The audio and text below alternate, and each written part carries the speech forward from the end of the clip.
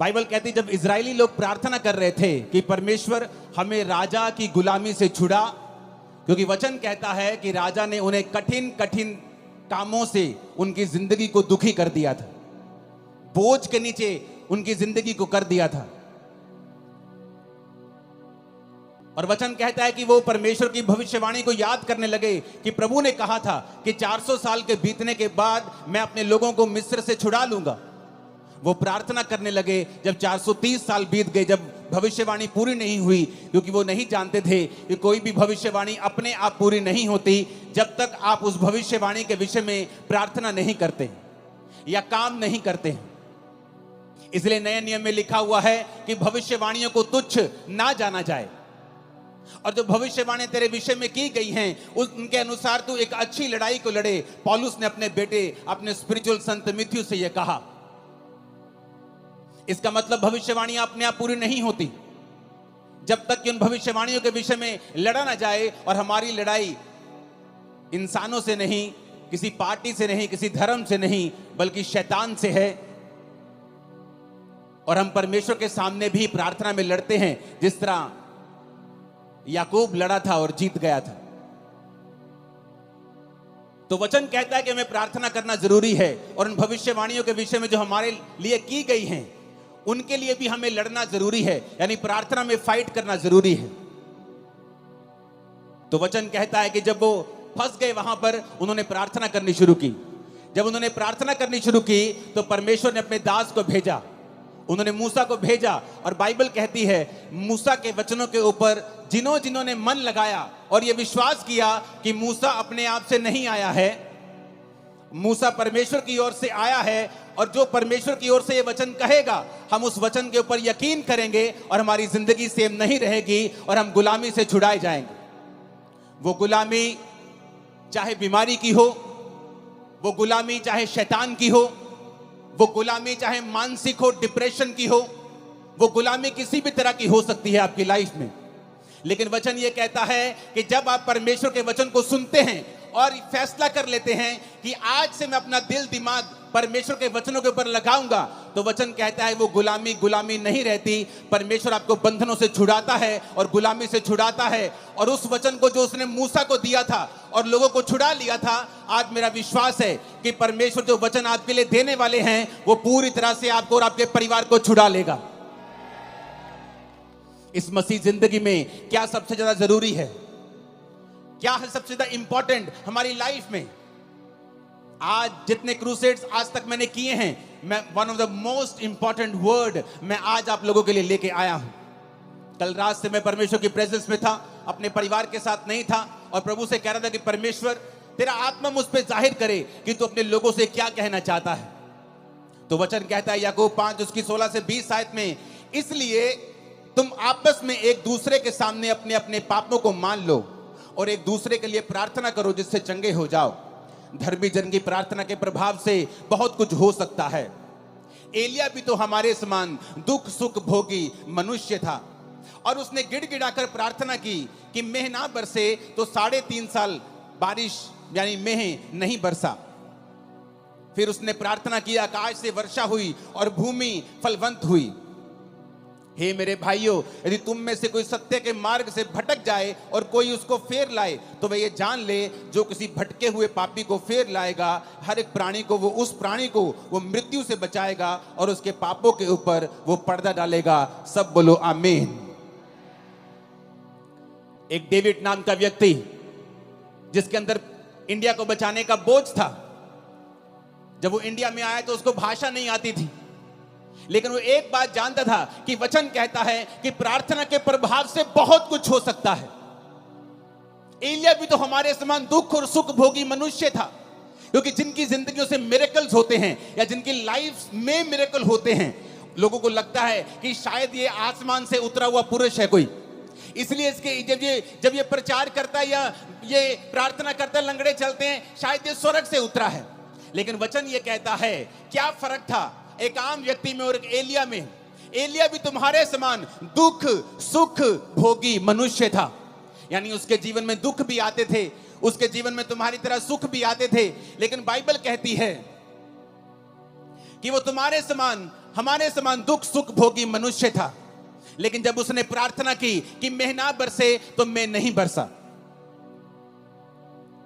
अपने पड़ोसी को बोलो, ध्यान से सुन, आज तेरी जिंदगी बदलने वाली है। जब वो परमेश्वर का दास डेविड इंडिया में आया, उसे भाषा नहीं आती थी। उसने कहा कोई बात नहीं, अगर मुझे भाषा नहीं आती तो परमेश्वर तो मेरी प्रार्थना को सुन सकता है। वो कबीले में गया जहां लोग उसके खिलाफ हो गए। वो प्रार्थना करने लगा और उसने अपना जीवन प्रार्थना वाला कर लिया और घुटनों पे आकर रोज घंटों घंटों वो प्रार्थना किया करता था। एक दिन उस कबीले वाले ने सोचा कि ये फॉरेनर हमारे धर्म को बदलने के लिए आया है, जबकि वो ये नहीं जानते थे कि प्रभु यीशु मसीह धर्म को बदलने के लिए नहीं, वो जीवन को बदलने के लिए आए थे। लोगों ने देखा कि ये धर्म बदलने के लिए शायद आया है, तो बहुत से कबीले इकट्ठे होकर उसे मारने के लिए गए। जब उसे मारने के लिए गए, जहां जंगल में वो प्रार्थना कर रहा था, उसके सामने खड़े हो गए और जब उसे मारने लगे तो सांप उन लोगों के सामने आ गए और सांपों ने उन लोगों को इस डेविड को मारने नहीं दिया। डेविड बहुत लंबा समय नहीं जिया, जल्दी खुदा के पास गया, लेकिन उसकी सेवकाई एक प्रार्थना की सेवकाई थी। और हिस्ट्री कहती है कि उस प्रार्थना के कारण जो उसने रोज रोज परमेश्वर के सामने की, परमेश्वर ने उस कबीले के ऊपर दया की और एक बड़ी बेदारी दी। आज वो सब लोग परमेश्वर में हैं, मसीह में हैं, सच्चाई को जान चुके हैं। जॉन हाइडी नाम का इंसान, जिसे जॉन हाइडी ऑफ इंडिया कहते हैं, जबकि वो इंडियन नहीं था, वो एक अमेरिकन इंसान था। और उसके अंदर एक बोझ पैदा होता है कि मैं जाऊंगा और जो लोग बचे नहीं हुए, जो लोग परमेश्वर में नहीं हैं, जो सच्चाई नहीं जानते, मैं जाऊंगा और उन लोगों को बचाऊंगा। लेकिन उसने प्रार्थना करनी शुरू की। रोज वो 14-14 घंटे वो प्रार्थना करता था।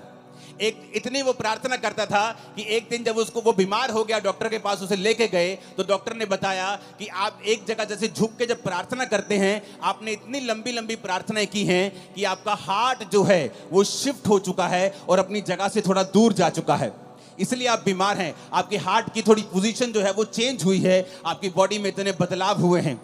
लेकिन डॉक्टरों के कहने के बावजूद भी वो प्रार्थना करता रहा, रोज प्रार्थना करता रहा, अपने घुटनों के ऊपर प्रार्थना करता रहा। और एक समय ऐसा आया कि परमेश्वर ने जिस इलाके में उसको भेजा था, उस इलाके में एक बेदारी शुरू हुई। लाखों लाखों करोड़ों लोग परमेश्वर में आने शुरू हुए। जब आज आप उन इलाकों में जाकर देखेंगे तो 100% 90% लोग मसीह में आ चुके हैं और परमेश्वर को ग्रहण कर चुके हैं। कारण क्या? एक व्यक्ति ने बाइबल के वचनों को समझा। उसने समझा कि एलिया भी हमारे समान दुख और सुख भोगी मनुष्य था, लेकिन उसने फैसला किया कि मैं प्रार्थना करूंगा। एलिया कहां नजर आता है? एलिया कहीं नजर नहीं आता बाइबल में एकदम से आपको। वो कहीं ऐसा नहीं है कि बाइबल में जब पहला राजा की पुस्तक शुरू होती है, दाऊद का जिक्र होता है, दाऊद के बाद पहले शाऊल राजा बनता है, उसके बाद दाऊद राजा बनता है, फिर सुलेमान राजा बनता है, सुलेमान के बाद उसके बेटे राजा बनते हैं, उसके पोते पड़पोते राजा बनते हैं, परमेश्वर में खड़े नहीं रहते, वो गिर जाते हैं। तब तक भी एलिया का जिक्र नहीं आता। लेकिन जब बाइबल कहती है पहला राजा 17 में जब एलिया का जिक्र आता है, पहला राजाओं 17 उसकी 1 से 6, तिशबी एलिया जो गिलाद के परदेशियों में से था, उसने अहाब से कहा। अहाब भी इजराइल का राजा था जिसने इजाबेल से शादी कर ली थी और वो सब कुछ परमेश्वर के वचन के विरोध में कर रहा था और परमेश्वर उससे खुश नहीं था। वचन कहता है कि एलिया एकदम से पहला राजा उस 17 में प्रकट होता है। उससे पहले एलिया की कोई जानकारी नहीं थी। एलिया कोई वीआईपी इंसान नहीं था। एलिया कोई राजाओं के खानदान से नहीं था। एलिया किसी प्रॉफिट्स के खानदान से नहीं था। लेकिन एकदम से वो प्रकट होता है और ये कहते हैं तिशबी एलिया। जैसे हम बोलते हैं वो पहाड़ी आदमी, वो पंजाबी आदमी, वो हरियाणवी आदमी, वो यूपी का भाई, वो बिहारी आदमी, उसी तरह कहते हैं तिशबी एलिया एकदम से प्रकट होता है। इजराइल के परमेश्वर के नाम में शपथ खाकर वो राजा के सामने जाके बोलता है कि राजा मेरे कहे बिना ना तो बारिश आएगी ना तो ओस पड़ेगी। लेकिन उससे पहले वो एक बात और कहता है एक आयत में तिशबी एलिया जो गिलाद के परदेशियों में से था, उसने अहाब से कहा इजराइल का परमेश्वर यहोवा जिसके सम्मुख में उपस्थित रहता हूं। एलिया कहता मैं आया हूं राजा उस परमेश्वर के सामने जिसके सामने मैं उपस्थित रहता हूं। ऐसा जन जिसके कहने से आसमान बारिश देना बंद कर गया 3.5 साल। एक ऐसा पुरुष जिसने प्रार्थना की और आसमान खुल गया फिर 3.5 साल बाद। वो पुरुष जो कोई वीआईपी नहीं था, किसी राजाओं के खानदान से नहीं था, किसी प्रॉफिट से खानदान से नहीं था, एक आम आदमी। एकदम से पहला राजाओं 17 में उसका जिक्र होता है कि तिशबी एलिया नाम का एक पर्सन सीधा राजा के सामने जाके हियाव के साथ हौसले के साथ खड़ा होता है और कहता है, राजा उस परमेश्वर की शपथ जिसके सामने मैं उपस्थित रहता हूं। आज कौन लोग बंधनों में हैं? कौन लोग गरीबी के बंधन में हैं, बीमारियों के बंधन में हैं? कौन लोग हैं जिनको शैतान सताता है? ये वो लोग हैं जो परमेश्वर के सामने घुटनों को नहीं टेकते हैं, जो एक दिन तो प्रार्थना करते हैं, दूसरे दिन प्रार्थना करना छोड़ देते हैं, जो एक दिन तो चर्च जाते हैं, उसके बाद दूसरे संडे छुट्टी कर लेते हैं, जिनको ये नहीं मालूम कि आपके पास एक पावरफुल हथियार है, प्रार्थना करने का हथियार। आपके पास अधिकार है, आपके प्रार्थना के प्रभाव से बाइबल कहती है बहुत कुछ हो सकता है। लेकिन आज शैतान ने विश्वासियों को भटका दिया है। आपका फोन आपकी प्रार्थना का स्थान ले चुका है। आपका व्हाट्सएप, आपकी फेसबुक और इंस्टाग्राम आपकी प्रार्थना का स्थान ले चुका है। जब भी आप प्रार्थना करने के लिए बैठते हैं, आपको काम याद आता है, आपको व्हाट्सएप याद आता है, आपकी मम्मी आपको कॉल करने लगती है, आपकी बेटी आपको तंग करने लगती है, क्योंकि शैतान नहीं चाहता आप प्रार्थना करें। तिशबी एलिया, बाइबल कहती है, एक आम इंसान था। आप सोचते हैं मैं एक आम इंसान हूं, मैं कैसे अपनी जिंदगी को बदल सकता हूं? मेरा परदादा भी गरीब था, मेरा दादा भी गरीब था, मेरा बाप भी दिहाड़ी करता था, मैं भी गरीब हूं, तो परमेश्वर मुझे कैसे, हमारे परिवार में इतने सालों से चल रहा, कैसे बदल सकता है? लेकिन वचन कहता है एलिया भी तुम्हारे समान दुख और सुख भोगी मनुष्य था, लेकिन जब उसने प्रार्थना की बेना बरसे तो मैं नहीं बरसा, जब उसने प्रार्थना की मैं बरसे तो मैं बरसा। ऊंची आवाज में बोलो हालेलुया। हम प्रार्थना के महत्व को समझते हैं। एक पास्टर प्रार्थना कर रहा था और काम कर रहा था। बहुत साल उसने सेवा की, लेकिन इतने रूहें नहीं बचा पाया। उसको आंखों का रोग हो गया। जब आंखों का रोग हो गया, उसने कहा अब तो मैं सेवा नहीं कर सकता, लेकिन मैं प्रार्थना करूंगा। और उसने प्रार्थना करनी शुरू कर दी। जब उसने प्रार्थना करनी शुरू की, परमेश्वर ने एक पास्टर, 2 पास्टर भाई थे, उनके दिल में डाला कि वो जाएं और उस जगह के ऊपर प्रचार करें। और हिस्ट्री बताती है कि जब उसने प्रार्थना की तो रिवाइवल शुरू हुआ। वो 16-16 घंटे, 14-14 घंटे रोज प्रार्थना करता था। और उस जगह पे जब रिवाइवल आया तो 1 लाख लोग रोज यीशु मसीह को अपना जीवन देने लगे और पूरा इलाका परमेश्वर में आ गया। कारण प्रार्थना। कारण ये नहीं था कि वो दुनिया के बेस्ट बाइबल स्कूल में पढ़े थे या वो दुनिया के सबसे ऊंची यूनिवर्सिटी में पढ़े थे। उन्होंने बाइबल के वचन को समझ लिया था कि जब तू प्रार्थना करेगा मैं रास्तों को खोलूंगा, मांगो तो दिया जाएगा। उन्होंने समझ लिया था कि अगर मेरी जिंदगी में जो कुछ नहीं है, इसका कारण यह है कि हमने प्रार्थना नहीं की। जॉन हैडी, जिसकी वजह से पूरे का पूरा इलाका, पूरे की पूरी स्टेट्स परमेश्वर में है, वो कहता था आज प्रार्थना करने वाले लोग बहुत कम हैं और रोने वाले प्रार्थना में उससे भी कम हैं और आहें भरने वाले प्रार्थना में तो है ही नहीं है। क्योंकि आज हम पवित्र आत्मा को समय नहीं देते कि वो आए और हमारे अंदर से हमको इस्तेमाल करे। आज प्रार्थना का जीवन नहीं है, इसलिए शैतान ये बात जानता है। वो बात जानता है, इसीलिए वो आपकी लाइफ में काम करता है।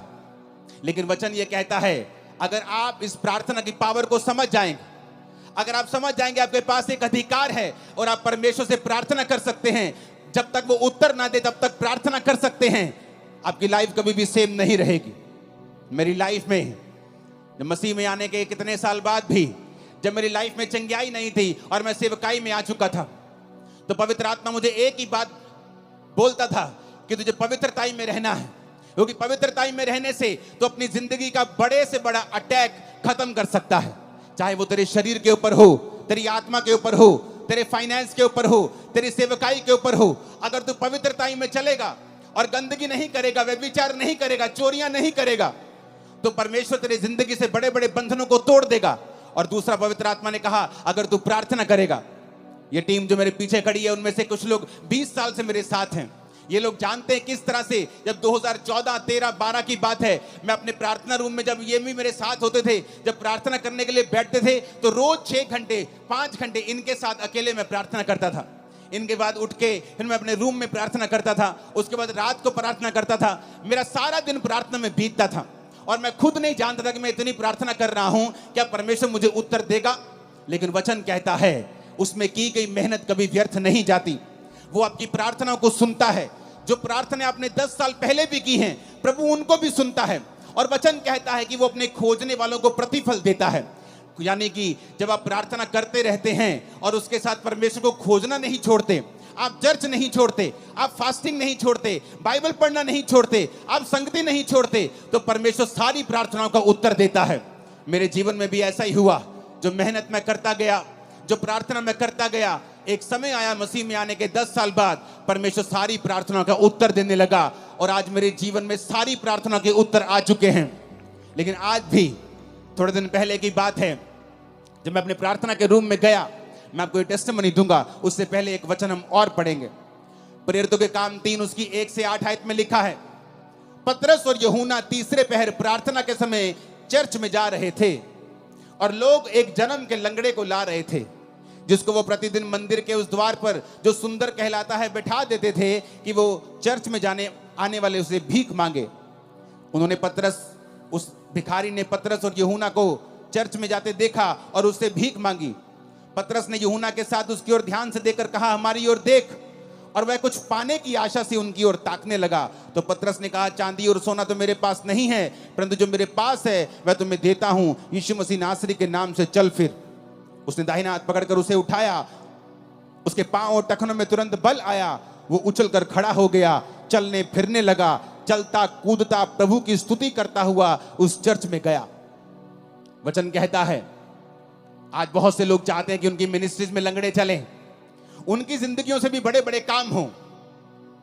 जब वो प्रचार करें, उनकी मिनिस्ट्री से भी बड़े बड़े काम हों।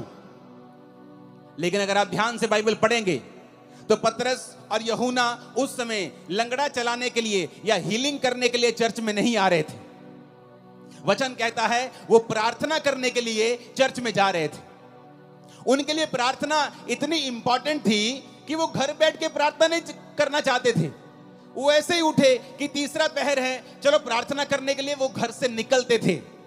प्रार्थना करने का एक इंपॉर्टेंस, एक महत्वता, एक बड़ा स्थान उनकी लाइफ में था। आज लोग कैसे प्रार्थना करते हैं? मोबाइल ऑन करके, टीवी ऑन करके, बच्चों के साथ कुकर के ऊपर दाल चढ़ा के, राजमा चढ़ा के, और साथ साथ में देखते भी रहेंगे कितनी सीटी हो गई। जैसी आपकी प्रार्थना है फिर वैसा ही रिजल्ट है। टूटी हुई प्रार्थना, बिना फोकस की प्रार्थना और टूटी हुई जिंदगी और टूटा हुआ रिजल्ट, चाहे वो सेवकाई में हो चाहे वो लाइफ में हो। इधर वो जा रहे हैं, कहां? चलो आओ चर्च में चले, तीसरे में प्रार्थना करने के लिए। कहां है? चलो 5 किलोमीटर, चलो चलते हैं चर्च में प्रार्थना करने के लिए। अरे क्या प्रार्थना करने के लिए इतनी दूर जाना? चलो किसी कमरे में बैठ के थोड़ा सा कर लेते हैं प्रार्थना। इंपॉर्टेंस, महत्वता, प्रार्थना के जीवन को कीमती समझना, उसे स्पेशल समझना।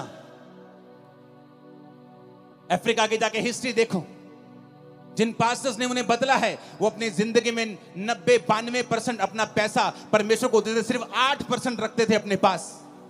14 घंटे रोज प्रार्थना करते थे और बोलते थे कि जिस पास्टर की प्रार्थना 8 घंटे से कम है वो अपने आप को फुल टाइम पास्टर बोलना बंद कर दे। और बोलते थे कि जब हम प्रार्थना नहीं करते थे, जोर जोर से बोलते थे, लोग समझते नहीं थे। जब हम प्रार्थना करके जाते थे तो हम जो भी बोलते थे लोगों के हृदय में जाता था और लोग चेंज होते थे। कारण क्या? प्रार्थना।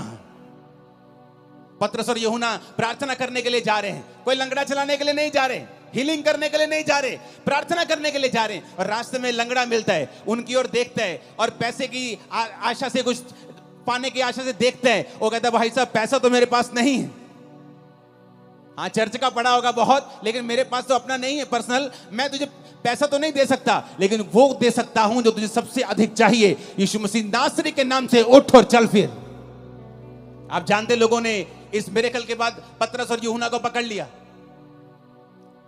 कहते ये अनपढ़ और साधारण मनुष्य हैं, इनकी जिंदगी से इतना बड़ा काम कैसे हो सकता है? कुछ लोग बोले नहीं नहीं, अनपढ़ साधारण मनुष्य तो हैं पर ये यीशु के साथ रहे हैं। यीशु ने उन्हें 3.5 साल प्रार्थना करना सिखाया है, परमेश्वर के संग चलना सिखाया है। और वचन कहता है कि जब वो प्रार्थना करने के लिए चर्च में जा रहे थे तो रास्ते में लंगड़ा चलाया गया। इतना बड़ा मिरेकल हुआ कि पूरा स्थान चेंज हो गया। यरूशलेम में परमेश्वर के नाम का डंका बजने लगा। कारण प्रार्थना। ऊंची आवाज से बोलो प्रार्थना। नहीं, ऊंची आवाज में, सबसे ऊंचा बोलो प्रार्थना। प्रेरितों के काम 16 उसकी 13 से 15 आयत में लिखा है, सब्त के दिन हम नगर के फाटक के बाहर नदी के किनारे ये समझ कर गए कि वहां प्रार्थना करने का स्थान होगा, और वहां बैठकर उन स्त्रियों से जो इकट्ठी हुई थी बातें करने लगे। लुदिया नामक थुआतीरा नगर की एक बैंगनी वस्त्र बेचने वाली एक भक्त स्त्री सुन रही थी और प्रभु ने उसका मन खोला कि पौलुस की बातों पर वो मन लगाए। उसने अपने घराने समेत उससे बपतिस्मा लिया और विनती की, यदि तुम मुझे प्रभु की विश्वासनी समझते हो तो चलकर मेरे घर में रहो, और वह उन्हें मना कर ले गई। अब यहां पर क्या होता है? यहां पर पौलुस नगर के फाटक के बाहर इसलिए जा रहा है।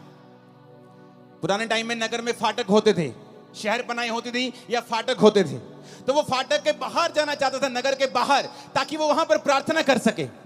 नगर के अंदर भी प्रार्थना वो कर सकता था, लेकिन क्यों आज प्रेरितों के काम वाले मिरेकल्स चर्चिस में नहीं होते हैं? क्योंकि वैसी इंपॉर्टेंस परमेश्वर को चर्चों में नहीं दी जाती है।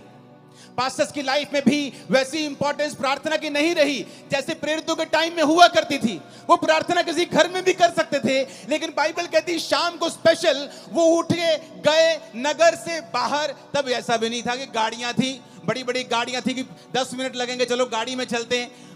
चल के जाते थे, गधों पे जाते थे, घोड़ों पे जाते थे लोग। तो वचन कहता है कि वो नगर के फाटक के बाहर नदी के किनारे ये समझ के गए कि यहां कोई प्रार्थना करने का स्थान होगा। आओ हम कहीं अकेले एकांत में, जहां कोई हमें देखे ना, हम बैठकर परमेश्वर के सामने प्रार्थना कर सकें। पौलुस को किसी चीज की जरूरत नहीं थी, कोई उसको बीमारी नहीं थी, उसको कोई बरकत नहीं चाहिए थी, लेकिन परमेश्वर के साथ एक रिलेशनशिप, प्रभु के साथ एक संबंध। प्रार्थना उसका रिजल्ट है कि जब आप परमेश्वर के साथ जुड़ जाते हैं, आप रोज उसके साथ समय बिताना चाहते हैं। और वो जा रहा है नगर के बाहर, और नगर के बाहर नदी के किनारे कि यहां कोई प्रार्थना करने का स्थान होगा। और वहां पर उसे एक औरत मिलती है जो बहुत अमीर थी, बहुत ही ऐसी औरत जिसका समाज में एक प्रभाव था। और वो परमेश्वर के वचन जब वो बातें करने लगता है, ये समझ गया कि यहाँ कोई नहीं होगा, लेकिन वहां पे बहुत सी औरतें होती हैं। तो पौलुस प्रचार करने लगता है और वो औरत भी ध्यान से सुनने लगती है। और जैसे जैसे वो सुनने लगती है, परमेश्वर का आत्मा उसे छूता है, और जब उसको छूता है उसका घराना और वो बपतिस्मा लेने लगते हैं, और बपतिस्मा लेके पौलुस को अपने घर ले जाते हैं। हमें क्या शिक्षा मिलती है यहां से? कि पौलुस भी प्रचार करने के लिए वहां नहीं गया, पौलुस भी प्रार्थना करने के लिए वहां जा रहा था। लेकिन जब वो प्रार्थना करने के लिए वहां जा रहा था तो वहां उसे प्रचार करने का मौका मिला। पतरस भी प्रार्थना करने के लिए चर्च में जा रहा था, लेकिन वहां उसे चंगाई करने का मौका मिला। तो हम क्या देखते हैं? वो सेवकाइयां जिनकी सेवकाइयों से ज्यादा हीलिंग्स होती हैं, और रूहें भी उन्हीं सेवकाइयों में बचती हैं जिन्होंने प्रार्थना को प्रथम स्थान दिया हुआ है, जिनकी जिंदगी में प्रार्थना प्रथम स्थान के ऊपर है। जो लंगड़ा चलाने के लिए प्रार्थना नहीं कर रहे, वो प्रार्थना करने के परमेश्वर के सामने उन्हें जाना है। वो प्रचार करने के लिए बाइबल नहीं पढ़ रहे, वो पढ़ रहे हैं क्योंकि परमेश्वर के साथ उन्हें समय बिताना है। और प्रार्थना करने के लिए नदी के किनारे कहीं बाहर जा रहा है, और परमेश्वर उसे वहां पर मौका देता है कि वो प्रीच करे। यानी रूहें भी प्रार्थना करने का रिजल्ट है, रूहें बचना, और चंगाई भी प्रार्थना करने वाली मिनिस्ट्री का ही रिजल्ट है। आज हम भूल चुके हैं।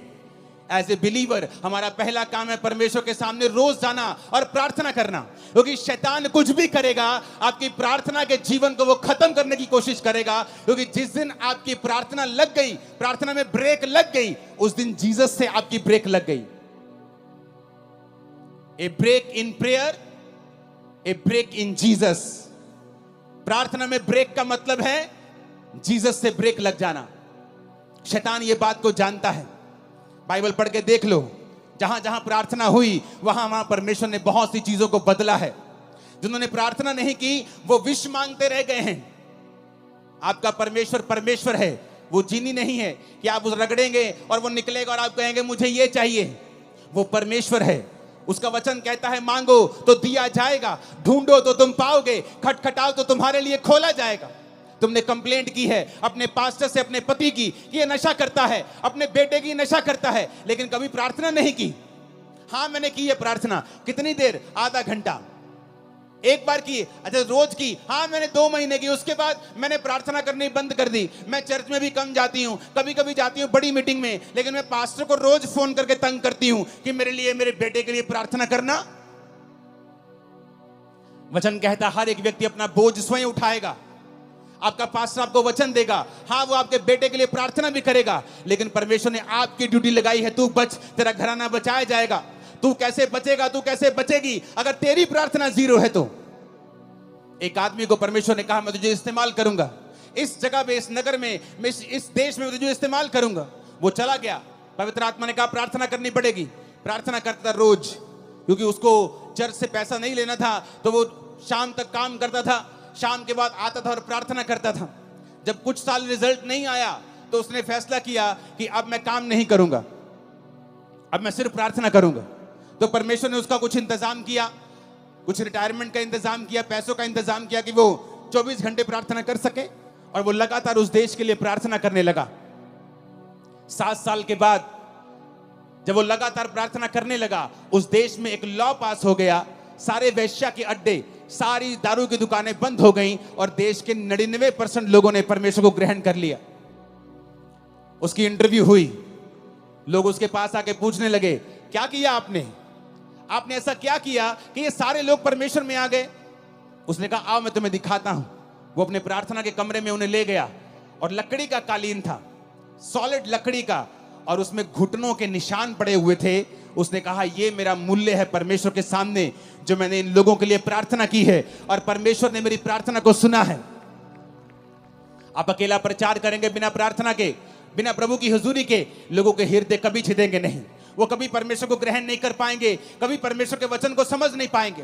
आपको पवित्र आत्मा की फायर और ताकत चाहिए आपके प्रचार के पीछे, कि वो लोगों के हृदय में जाए, और वो आज से वायदा करके जाए कि परमेश्वर आज से कुछ भी हो जाए, मैं रोज प्रार्थना करूंगा, घंटों घंटों प्रार्थना करूंगा, तेरी हजूरी में आऊंगा, और मैं आपको वायदा करता हूं अगले कुछ महीनों और सालों के अंदर अंदर वो आपको छुड़ाएगा और सबसे ऊंचे स्थान के ऊपर लेके जाएगा। वो आपकी बेइज्जती को पूरी लाइफ के लिए खत्म कर देगा, आपकी लाइफ में नई शुरुआत को वो देगा। आमीन। ऊंचा और खतरनाक वाला चाहिए चर्च। ऊंची आवाज में हालेलुया बोलो 7 बार, जरा ऊंची आवाज में।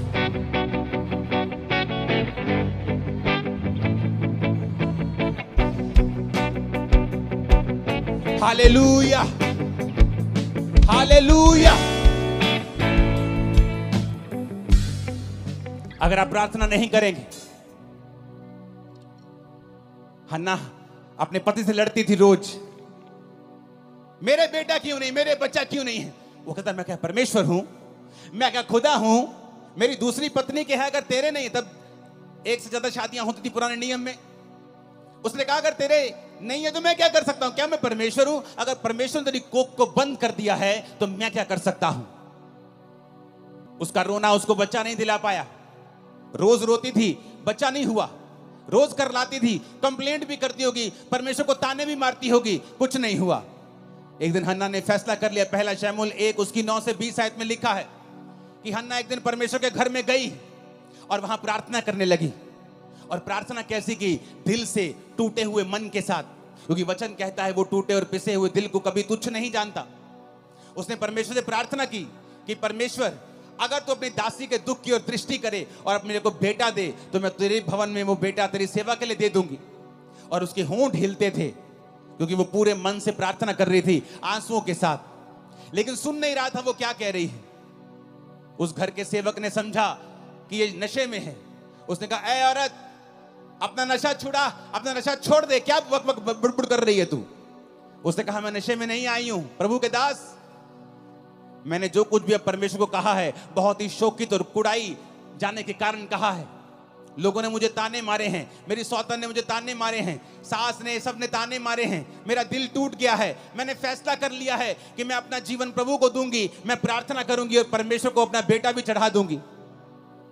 आपका एक फैसला प्रार्थना करने का, आपका एक फैसला सेवा करने का, आपका एक फैसला पवित्रता में चलने का, आपकी पूरी लाइफ की बेइज्जती को बड़ी इज्जत में चेंज कर देगा। मैं भविष्यवाणी कर रहा हूं। आपकी सेवकाई को पूरी तरह से बदल देगा, मैं भविष्यवाणी कर रहा हूं।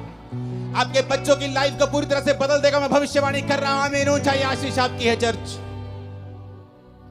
Hallelujah, hallelujah. क्या आज आप फैसला करते हैं प्रार्थना करने का? क्या फैसला करते हैं? ये जानते हैं कि कोई भी व्यक्ति, कोई भी रिश्तेदार, कोई समाज, आपके एरिया का कोई बड़ा व्यक्ति भी आपकी लाइफ को चेंज नहीं कर सकता है। कुछ देर के लिए आपकी हेल्प कर सकता है, लेकिन पूरा टर्न अराउंड, आपकी लाइफ का पूरा बदलाव सिर्फ परमेश्वर कर सकता है। और वो अब तो आपको कहता है, ये दुनिया के थके हारे और बोझ नीचे दबे लोगों, मेरे पास आओ, मैं तुम्हें विश्राम दूंगा। मुझसे सीखो, मैं मन में दीन हूं, नम्र हूं। अपना जुआ मुझे दे दो। तुम्हारा जुआ भारी है, तुम्हारा बोझ भारी है, तुम्हारी बीमारियों का बोझ तुम नहीं उठा पाओगे, डिप्रेशन का बोझ तुम नहीं उठा पाओगे। मेरा बोझ ले लो। उसका बोझ क्या है? प्रार्थना करना उसका बोझ है, रूहों को बचाना उसका बोझ है, परमेश्वर के वचन के अनुसार चलना उसका बोझ है। उसने कहा तुम मेरे अनुसार चलो तो तुम अपने मन में विश्राम पाओगे। वो विश्राम जो बड़े बड़े खरबपतियों को दिल में नहीं है। सब कुछ होते हुए इसलिए वो सुसाइड कर लेते हैं। बड़े बड़े मिलियन फॉलोअर्स वाले, 20-20 मिलियन फॉलोअर्स वाले सुसाइड कर लेते हैं क्योंकि उनके मन में विश्राम नहीं है। और जीसस ने कहा, हे दुनिया के थके हारे और बोझ नीचे दबे लोगों, मेरे पास आओ, मैं तुम्हारा धर्म बदलूंगा। ये लिखा नहीं, उसने कहा मैं तुम्हें विश्राम दूंगा। वो विश्राम जो दुनिया तुम्हें नहीं दे सकी, इंस्टाग्राम और फेसबुक नहीं दे सके, वो विश्राम जो सोशल मीडिया तुम्हें नहीं दे सका, तुम्हारा घराना नहीं दे सका, मैं तुम्हें वो विश्राम दूंगा। मेरे पास आओ, मैं तुम्हें विश्राम दूंगा। मुझसे सीखो, मैं नम्र और दीन हूं। अपना बोझ, अपना क्रूस मुझे दे दो और मेरा क्रूस उठा लो, क्योंकि उसका क्रूस हल्का है, उसका बोझ हल्का है। आज अगर बदलाव लाना है तो कलीसिया को प्रार्थना करनी होगी, उसको रोज परमेश्वर की प्रेजेंस में जाना होगा और घंटों परमेश्वर की हुजूरी में बिताने होंगे। देखना फिर क्या होता है। आज बहुत से कम विश्वासी ऐसे हैं जो बेदारी के लिए प्रार्थना कर रहे हैं। बहुत से कम विश्वासी हैं, आप में से बहुत से कम ऐसे होंगे जिसने इस एरिया की बेदारी के लिए प्रार्थना की है। जब आप परमेश्वर के कामों के लिए इस्तेमाल होने लगते हैं, आप प्रभु के लिए, दासों के लिए, प्रभु की सेवकाइयों के लिए, प्रभु के राज्य के लिए प्रार्थना करने लगते हैं और प्रभु के सामने रोज जाने लगते हैं, वो आपके पर्सनल कामों में भी करता है, आपके पर्सनल कामों को भी प्रायोरिटी पे करता है, आपकी हीलिंग को भी वो करता है, आपको चंगा भी करता है, आपके घराने को बचाता भी है, आपको ब्लेस भी करता है, गरीबी के दलदल से आपको बाहर भी निकालता है। जो होने वाला है आज रात के बाद, आप आए किसी और तरीके से, जाएंगे नहीं यीशु मसीह के सामर्थी नाम से। आप हो सकता है एक बांझ के रूप में यहां आए हों, लेकिन एक फलवंत स्त्री के रूप में भविष्यवाणी करता हूं, यहां से जा रहे हैं वापिस यीशु मसीह के नाम में। आमीन। चाहिए आशीष आपकी है चर्च। आप तैयार हैं परमेश्वर को अपना जीवन देने के लिए? आप तैयार हैं प्रार्थना करने के लिए? वही परमेश्वर हन्ना को रोज देखता होगा। हन्ना रोज बुड़बुड़ करती है, मेरे पुत्र क्यों नहीं हैगा, मेरे कुड़ी क्यों नहीं हैगी। अपने हस्बैंड से रोज लड़ती है। हस्बैंड रोज कहना, मैं रब्बा, मैं कोई रब्बा, मैं की करा। लड़ाई उसको कुछ नहीं दे पाई, खाना नहीं खाती, खाना छोड़ देती थी, कुछ नहीं हुआ। और एक फैसला किया, एक दिन मैं जाऊंगी और प्रार्थना करूंगी। सब कुछ बदल गया। मेरी लाइफ, मेरी सेवकाई प्रार्थना से बदली है। सब कुछ प्रार्थना से बदला है, परमेश्वर ने किया है। जब आप अपनी रिक्वेस्ट को, विनती को धन्यवाद के सहित परमेश्वर के सामने ले जाएंगे, उसने कहा मेरी शांति तो तेरी समझ से परे है, तेरे अंदर वास करेगी, तेरे विचारों को सुरक्षित रखेगी। आज हम बेचैनी में घूमते हैं, हर टाइम बेचैनी, हर टाइम चिंता, हर टाइम चिंता, हर टाइम वरी। क्यों? क्योंकि हम प्रार्थना करने वाले लोग नहीं हैं। अगर हम प्रार्थना करेंगे तो चिंता नहीं रहेगी, प्रार्थना करेंगे डिप्रेशन नहीं रहेगा, प्रार्थना करेंगे बीमारियां नहीं होंगी, क्योंकि बाइबल कहती है मुझ में की गई मेहनत कभी व्यर्थ नहीं होती, परमेश्वर ने कहा। जब मैं परमेश्वर में आया और प्रभु के बारे में मुझे मालूम हुआ, जब पहली प्रार्थना मेरे सिर पर हाथ रख के हुई थी, मैं कंप्यूटर इंजीनियर था, तब पहली प्रार्थना में समझ आ गई थी, क्योंकि मैं सब जगहों पे जा चुका था, सुसाइड करने वाला था, लेकिन ये बीमारियां और ये डिप्रेशन, नशे मुझे छोड़ के नहीं जा रहे थे। जिस दिन पहली प्रार्थना हुई समझ आ गई थी कि मेरे जीवन में सचमुच परमेश्वर बड़े काम कर सकता है। जो पहला करंट मुझे प्रार्थना का लगा था उससे मुझे समझ आ गई थी, लेकिन मैं हील नहीं हुआ, चंगा नहीं हुआ। और एक दिन पवित्र आत्मा ने मुझसे कहा वचन के जरिए, क्योंकि वचन मुझे पढ़ना पड़ता था, नहीं तो मेंटली अपसेट के अटैक होते थे मुझे, तो बाइबल पढ़ने से मेरे वो ठीक हो जाते थे। तो बाइबल पढ़ते पढ़ते वचन आया, हे मेरे प्रिय भाइयों हियाव बांधो, दृढ़ रहो, क्योंकि तुम जानते हो मसीह में की गई मेहनत कभी व्यर्थ नहीं जाती। यहां लगा यह वचन दिल में, रेमा बन गया, मेहनत करनी शुरू की, 40 रोजे रखे, साल में 1 बार 2 बार 3 बार 4 बार 5 बार, 5वीं बार या 6ठी बार रोजे थे तो परमेश्वर ने मुझे छुआ और 2005 में उस डिप्रेशन से पूरी तरह आजाद कर दिया। आज 25 हो चुका, 20 साल से मैं पूरी तरह से आजाद हूं, नशे से, डिप्रेशन से। कारण क्या? प्रार्थना, जो परमेश्वर ने हमें अधिकार दिए हैं। आपने कंप्लेंट अपने पास्टर को की है कि आपने रोज प्रार्थना की है? आपने 2 महीने करके बंद कर दी, आपने लगातार प्रार्थना नहीं की। आपको वचन के ऊपर खड़े होना होगा जब अगर आप चाहते हैं रिजल्ट आए तो। संविधान में लिखा है अगर रजिस्ट्री आपके मकान की आपके नाम पर है तो कोई उस पर कब्जा नहीं कर सकता, लेकिन लोग कब्जा फिर भी कर लेते हैं। फिर आप क्या करते हैं? रोते हैं। क्या रोने से घर छूट जाएगा? आप लड़ेंगे, वो गैर कानूनी है। क्या करेंगे? आप केस करेंगे, कोर्ट में जाएंगे, संविधान के मुताबिक बताएंगे जज को संविधान में ये लिखा है और ये लॉ के मुताबिक ये मेरा मकान है। लेकिन आपको ये भूल गया कि बाइबल आपका संविधान है। शैतान ने आपकी सेहतों के ऊपर कब्जा किया हुआ है, आपके बच्चों को नशों में लगाया हुआ है, उसने आपके घराने पे, आपके फाइनेंस पे कब्जा किया हुआ है। आप सिर्फ रोते हैं, रोने से कुछ नहीं होगा। कंप्लेंट करते हैं, उससे भी कुछ नहीं होगा। आपको परमेश्वर के सामने जाना होगा, घुटने टेकने होंगे, हाथों को उठाना होगा, स्वर के परमेश्वर की ओर दुहाई देनी होगी और वो खोल देगा आसमान। मैं आपको फिर कह रहा हूं, वो आसमान खोल देगा और आपको उसी ऊंचाई पर लेके जाएगा जिसके लिए आपको उसने पैदा किया है। लेकिन हमें फैसला करना होगा कि हमारा सोता परमेश्वर है या नहीं। क्योंकि आपने कंप्लेंट भी करके देख ली, आपने रो लिया, अपने बच्चों से लड़ लिया, अपने हस्बैंड से लड़ लिया, अपनी वाइफ से लड़ लिया, अपने भाई से लड़ लिया, लड़के भी कुछ नहीं हुआ, रो लिया, करला लिया, कलेश डाल लिया, कुछ नहीं हुआ। परमेश्वर तुम्हें सिखाता है ना बल से ना शक्ति से, बल्कि उसकी आत्मा के द्वारा कि मेरे बेटे मेरी बेटी, तुझे मेरे पास आना होगा। सेवकाई को चेंज करना है, मेरे पास आना होगा। जो लोग आपकी बात नहीं सुनते। 2011 में मैं बड़ा फ्रस्ट्रेट था। मिनिस्ट्री 7000 क्रॉस कर चुकी थी, 7000 की चर्च क्रॉस कर चुकी थी, लेकिन मैं बड़ा फ्रस्ट्रेट था क्योंकि मैं जैसा चाहता था वैसा काम नहीं होता था, टीम वैसा बिहेव नहीं करती थी। और मैं फ्रस्ट्रेट हुआ और मैं चला गया प्रार्थना में, देश को छोड़ दिया और 21 दिन के लिए प्रार्थना में चला गया। वो 21 दिन मैं अनमैरिड था, अपनी फैमिली से वैसे भी बहुत मैं कम बात करता था। मेरी मदर थी शायद, जो सेव हो चुके थे शायद 2011 में, वो भी नहीं हुए थे या एकदम से ताजे ताजे सेव हुए थे। कोई फैमिली मेंबर मुझसे बात नहीं करता था। बस 21 दिन सिर्फ प्रार्थना की। अपने होटल के कमरे में रहता था और जब प्रार्थना से उठता था तो मुझे मालूम नहीं होता था कि दोपहर का समय है कि रात का समय है कि सुबह है। मोबाइल छोटे होते थे, छोटा मोबाइल दिखता कि कितना समय हो गया। फिर सोता था, फिर उठता था, प्रार्थना प्रार्थना। 21 दिन मैंने प्रार्थना की। जब मैं वापस आया मेरी सेवकाई पूरी तरह से बदल गई। लोग मेरी बात सुनने लगे, टीम्स मेरी बात सुनने लगी। मेरे मन मुताबिक जो खुदा ने मुझसे चाहा था वैसा मेरी मिनिस्ट्री में काम होने लगा, क्योंकि परमेश्वर ने मुझे दिखाया कि तेरे प्रचार से भी कुछ नहीं होगा, तेरे चाहने से भी कुछ नहीं होगा, तेरे डेडिकेशन से भी कुछ नहीं होगा। जब तक तुम मेरे सामने घुटने नहीं टेकेगा, मेरे सामने नहीं आएगा। वो 21 दिन थे जब परमेश्वर ने मुझे सिखाया कि चाहे तेरी सेवकाई में 500 लोग हों या आने वाले समय के 5 लाख हों, तुझे रोज मेरी प्रेजेंस में बने रहना है, मेरी हजूरी में बने रहना है।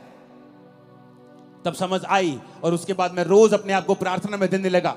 अपनी लाइफ में प्रार्थना को प्रथम स्थान दिया। आज चाहे मैं शादीशुदा हूं, मेरे बच्चे हैं, मेरी फैमिली है, बड़ी सेवकाई चर्च है, सैकड़ों ब्रांचेस हैं, लेकिन मेरी प्रार्थना का समय बड़ा हुआ है, आगे से भी ज्यादा है मेरी प्रेयर का समय। क्योंकि मैं सीक्रेट जानता हूं, मैं ये भेद जानता हूं कि भेद है खुदा के साथ रहना, भेद है प्रार्थना करना, भेद है तुम दुख और सुख भोगी मनुष्य हो। एलिया कोई स्वर्गदूत नहीं था। राजा के सामने जाके बोलना कि राजा मेरी जिम्मेवारी से बोलता हूं, तेरे देश में बारिश नहीं आएगी, यानी तेरा देश भूखा मरेगा। आज तो जमीन के नीचे से पानी निकाल लेते हो समरसेबल से, तब ऐसा नहीं होता था। कुएं खोदने पड़ते, निकले पानी ना निकले उस इलाके में जहां वो रहता था। उसने जिम्मेवारी ली। दिलेरी कहां से आई? प्रार्थना से। बाल के नबियों को मार दिया, बड़े बड़े काम किए। फिर इजाबेल ने कहा, एलिया आज तेरा सिर मैं धड़ से अलग कर दूंगी। एलिया भागा, एलिया भागा। उसका भागना, उसका डरपोकपन इस बात का सबूत था कि एलिया भी एक मनुष्य ही था। उसकी पहली दलेरी इसलिए थी कि वो रोज प्रार्थना में समय बिताता था। उसके बाद जब इंसान विक्ट्री देखता है, जीत देखता है, इंजॉय करने लगता है, प्रार्थना भूल जाता है, तो शैतान फिर से उसे डराने लगता है। वो फिर से भागता है और खुदा से कहता है, खुदा मुझे मार दे, मैं अपने वंशों से अच्छा नहीं हूं। परमेश्वर से रोटी देता है और पानी देता है, बोलता है खा, तुझे बहुत काम करने हैं। यानी एलिया भी स्वर्गदूत नहीं था, नहीं तो वो भागता थोड़ी। उस राजे से डरा नहीं, राजे की वाइफ से डर गया वो। प्रार्थना, प्रेयर्स। जब बड़े बड़े क्रूसेड्स होते हैं, लाखों लोग आते हैं क्रूसेड्स, लोग बोलते हैं अगले दिन आओ एंजॉय करते हैं, चलो आनंद मनाते हैं। हाँ आनंद करो, कोई बात नहीं, लेकिन अगली मीटिंग के लिए मुझे फिर खुदा की प्रेजेंस में ही जाना है, क्योंकि पिछले मसे से मैं अगला संडे नहीं चला सकता हूं। मैं अपने सोर्स को समझता हूं, अपने सोते को समझता हूं कि वो परमेश्वर है। जिस दिन आप ये समझ जाएंगे कि सब बातें परमेश्वर की ओर से होंगी। आप पौलुस को पढ़ के देखो, जब वचन कहता है कि उस औरत ने बपतिस्मा लिया, उसके घराने ने बपतिस्मा लिया, उसके बाद पढ़ के देखो क्या हुआ। अगर आप 16 से लेकर 40 आयत तक पढ़ेंगे प्रेरितों के काम की, आपको मालूम होगा। उसके बाद पौलुस की जिंदगी में बहुत से रास्ते परमेश्वर ने खोले। बड़ी जगहों के ऊपर वो गया सुसमाचार सुनाने के लिए, और आगे के आगे वो चलता गया। क्यों? उसकी जिंदगी जो थी वो प्रार्थना वाली जिंदगी थी। जब आप प्रार्थना वाली जिंदगी आपकी होती है, आगे के बाद आगे रास्ते खुलते जाते हैं। आप प्रार्थना बंद कर देते हैं, आप उस लेवल पर स्टक हो जाते हैं, अड़ जाते हैं, खड़ जाते हैं। जैसे जैसे पानी बहता हुआ रुक जाता है तो फिर वो स्मेल करता है। बहता पानी स्मेल नहीं करता है। आप पढ़ो पौलुस को, सिर्फ ये मिरेकल नहीं हुआ रूहें बचाने का, आगे भी बहुत से मिरेकल्स उसकी सेवकाई में हुए, क्योंकि वो प्रार्थना करने वाला जन था। उसको मालूम था कि मेरा सोर्स जो है वो परमेश्वर है। ऊंची आवाज में कहो आमीन। आप पढ़ो अपनी बाइबल को, रोज देखो कि कब कब प्रार्थना हुई है और कहां कहां प्रार्थना का रिजल्ट उनकी लाइफ में कैसा आया है। आप फिर समझ जाएंगे दुनिया की बड़ी बड़ी बेदारियां प्रार्थना से शुरू हुई। ये आज भी जो लाखों लोग यहां बैठे हैं, ये भी प्रार्थना का ही नतीजा है जो लोगों ने की है कि यहां बेदारी आए। हालेलुया। अगर आप वहां पे देखेंगे तो उसके बाद 16 आयत से, प्रेरितों के काम 16 उसकी 16 आयत से एक दुष्ट आत्मा को पौलुस निकालता है। जब वो जा रहा था, जो भविष्यवाणी करती थी फेक थी। उसके बाद पौलुस और सिलास को पकड़ लिया जाता है और बंदी गृह में बंद कर देते हैं। वहां भी वो प्रार्थना और धन्यवाद करते हैं। वहां का दरोगा, वहां के लोग जब भूकंप देखते हैं उस जेल में और परमेश्वर छुड़ा लेता है, उनको भी वहां बचाता है। देखो कितने मिरेकल जुड़े हुए हैं इसी घटना के साथ। कैसे हुए? प्रेयर्स के कारण, कि वो जानते हैं अगर हम प्रार्थना करेंगे तो स्वर्ग खुलेगा। प्रभु यीशु मसीह उससे ऊपर तो कोई नहीं है, लेकिन वचन कहता है 12 चेले चुनने से पहले प्रभु यीशु मसीह ने सारी रात प्रार्थना की। अगर वो परमेश्वर है तो फिर प्रार्थना करने की क्या जरूरत है? उस सब मालूम है, लेकिन बाइबल कहती है वो संपूर्ण मनुष्य भी था और संपूर्ण परमेश्वर भी था, इसलिए उसे मनुष्य का पुत्र भी कहा जाता है और परमेश्वर का पुत्र भी कहा जाता है। सारी रात प्रार्थना की। कल आपकी बेटी का रिश्ता होने जा रहा है। आज रात को आप क्या कर रहे हैं? आप टीवी देख रहे हैं। कल आपने बड़े इंपॉर्टेंट काम के लिए जाना है। आज रात आप क्या कर रहे हैं? आप व्हाट्सएप पे हैं, आप इंस्टाग्राम पे रील्स देख रहे हैं। जिसकी तो रील्स देख रहे हैं उसको तो पैसे मिल रहे हैं, जिसको तो यूट्यूब पे आप फॉलो कर रहे हैं उसको तो पैसा मिल रहा है। आपको क्या मिल रहा है? इतने वेले मत बनो कि तुम अपने वैल्यू को, अपने टाइम की वैल्यू को पहचान ना सको। जो आज दुनिया में जिन्होंने कुछ किया है, उनके 4 हाथ और 2 दिमाग और 4 आंखें नहीं है। हमारी तरह 2 आंखें और 2 हाथ और 1 दिमाग ही है।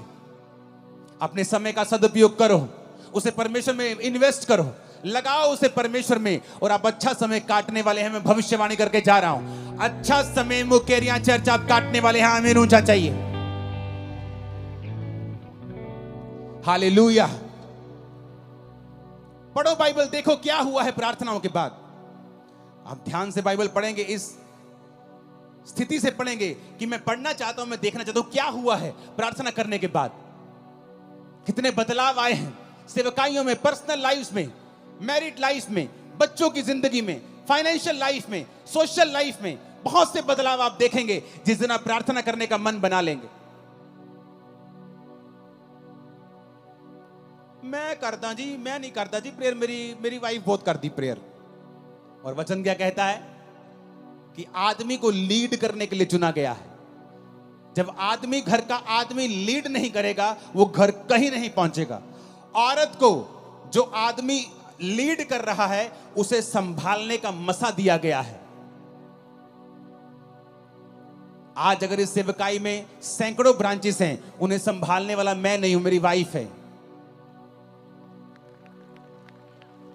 स्पिरिचुअल सेवकाई करने वाला, प्रोटोकॉल बनाने वाला, दर्शन दिखाने वाला, आगे लेके जाना है, वो मेरा काम है। प्रभु क्या चाहता है, क्या बनाना है, नया क्या करना है, वो मेरा काम है। लेकिन जिस घर का आदमी प्रार्थना में नहीं होगा, यानी उस घर का अगुआ डेड है, तो फिर जो उस घर में है बस वाइफ वही संभाल के रखेगी। अगर वो उसके पास 200 है तो वो 200 को संभाल के रखेगी, 500 है तो 500 को संभाल के रखेगी, क्योंकि तुमने परमेश्वर से अगुवाई नहीं पाई है कि तुम आगे बढ़ सको। तुम आगे बढ़ोगे, तुम्हारी वाइफ उसे संभाल के रखेगी, पर तुम आगे तब बढ़ोगे जब परमेश्वर तुम्हारी आंखें खोलेगा और तुम्हारी अगुवाई करेगा। अब्राहम ने जब हाजिरा को निकाल दिया, इस्माइल को निकाल दिया, तो हाजिरा एक जगह जब रोटी पानी खत्म हो गया तो रोने लगी। और रोने लगी तो परमेश्वर ने कहा, हाजिरा मत रो, क्योंकि मैंने उस लड़के की प्रार्थना को सुना है। उसने कहा, उसने ये नहीं कहा, हाजिरा तेरे रोने को मैंने देखा है। स्वर्गदूत कहता, तेरे को नहीं देखा मैंने, तू रोना परमेश्वर को हिला नहीं सकता। नहीं तो हॉस्पिटल में हर एक मर्द औरत जिसका आज एक लौता बच्चा है, जिसकी माँ बाप आज हॉस्पिटलाइज बेड पे हैं, आईसीयू में, सब रोते और खुदा उनको चंगा कर देता। रोना प्रभु को हिला नहीं सकता है, विश्वास उसको हिलाता है। उसने कहा, स्वर्गदूत ने, क्यों रो रही है? मेरे पास पानी नहीं, मेरे पास रोटी नहीं, हम मर जाएंगे। उसने कहा, परमेश्वर ने उस लड़के की प्रार्थना को सुना है। क्यों? क्योंकि वो लड़का अब्राहम के साथ रहता था। अब्राहम, उसका बाप, उसको प्रार्थना करनी आती थी अब्राहम को। वो अपने बाप को जानता था, बाप को प्रार्थना करते देखता, रिजल्ट भी आते थे, वो देखता था। इसलिए जो लोग आज ऐसी चर्चों में जाते हैं जहां प्रार्थना का महत्व है, जो जीवित चर्चिस हैं, उनकी जिंदगियां बदलनी शुरू हो जाती हैं, क्योंकि वो अपने अगुओं को उस तरह से प्रार्थना करते देखते हैं। लेकिन जिन पास्टर्स की खुद प्रेयर नहीं है, आप भी अंधे और आपके लोग भी अंधे, आप भी भटक रहे हो, आपके लोग भी भटक रहे, आप भी दुखी, आपके लोग भी दुखी। तो उस दूत ने कहा, परमेश्वर ने तेरे बेटे की प्रार्थना को सुना है, उसके आंसू देखें, उसकी प्रार्थना को सुना है। और पास में एक कुआं दिखाई दिया, उसकी आंखें लिखा खोल दी, यानी चंगाई उसके पास थी। लेकिन जब आंखें बंद होती हैं, आपको कुछ नजर नहीं आता है। हल आपके पास ही पड़ा होता है, नजर नहीं आता। सालों साल घर में दबा रहता, नजर नहीं आता। जिस दिन आप यहोवा को पुकारते हैं, नजर आता है। आज मैं प्रार्थना करता हूं, यहोवा आपकी आंखों को खोल दे और आपको हल नजर आए यीशु मसीह के सामर्थ्य नाम में। यीशु के नाम में हल नजर आए आपको, यीशु के नाम में। आमीन हो चाहिए, आशीष हमारी है चर्च। आप मेरी बात को समझ रहे कि नहीं? हल नहीं होगा। आपकी आंखों के सामने एक कुआं होगा और आपकी आंखें बंद होंगी। आप कभी कुएं के खब्बे, कभी कभी कुएं के सज्जे, कभी आप सीधा नहीं जा पाएंगे। क्यों? आपकी प्रार्थना जीरो है, आपका परमेश्वर के साथ कोई संबंध नहीं है। अब्राहम ने कहा अपने नौकर को, जा और मेरे बेटे के लिए एक बहू लेके आ। जाके वो प्रार्थना करता है। उसे मालूम था इट इज इम्पॉसिबल कि मैं एक अच्छी लड़की ले जाऊं, इट इज इम्पॉसिबल। प्रार्थना करता है, हे पिता, ऐसी लड़की जो मुझे पिलाए, मेरे ऊंटों को पिलाए, ऐसी लड़की भेज। और परमेश्वर भेजता है। क्यों? प्रेयर। हर ग्रेट आदमी जानता है प्रेयर उसका राज है, उसका सीक्रेट है। आपकी लाइफ में प्रेयर नहीं है, आपकी लाइफ में कुछ नहीं है। फिर आप टाइडर हो सकते हैं, चर्च के फाइनेंशियल सपोर्टर हो सकते हैं, लेकिन परमेश्वर की निगाह में आपकी बहुत बड़ी वैल्यू नहीं है।